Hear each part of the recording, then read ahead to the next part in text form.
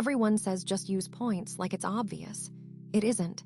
So here's the whole points game in a few minutes. No jargon, so you actually know where to start. Stick around for step 3. It's the one people get wrong. Start with the one idea everything hangs on. Not all points are equal. Airline points are stuck with one airline. Hotel points with one chain. But transferable points move to many, and that flexibility is your best friend. Step 1. Get one no annual fee card that earns transferable points. Step 2. Put your normal spending on it and pay it off in full every month.